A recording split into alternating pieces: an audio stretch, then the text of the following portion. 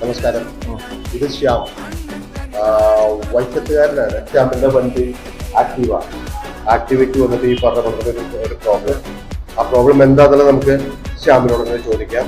എന്റെ ശ്യാം പറയുമ്പോഴായിരിക്കും നിങ്ങൾ കൂടുതലായിട്ട് നമുക്ക് മനസ്സിലാവുക. മൈലേജും കുറവായിരുന്നു, പിക്കപ്പും മൈലേജൊക്കെ കുറവായിരുന്നു. Okay okay. വേറെ എന്തൊക്കെയായിരുന്നു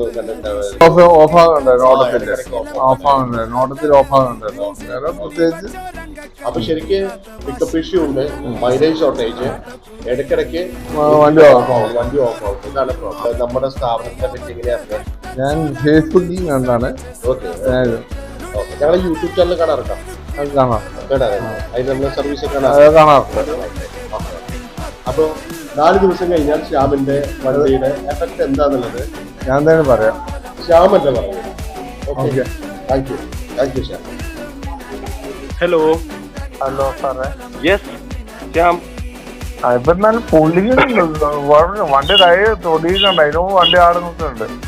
പിക്കപ്പ് കൂടി അല്ലേ? വണ്ടി നേരത്തെ ഇതായി. ഇപ്പൊ പുതിയ വണ്ടി ഇല്ല, പുതിയ വണ്ടി മേടിച്ച പോലെ ഇരിക്കുന്നത്. ഇപ്പൊ കൈ ചെറുതായിട്ട് ടച്ച് ചെയ്താൽ മതി.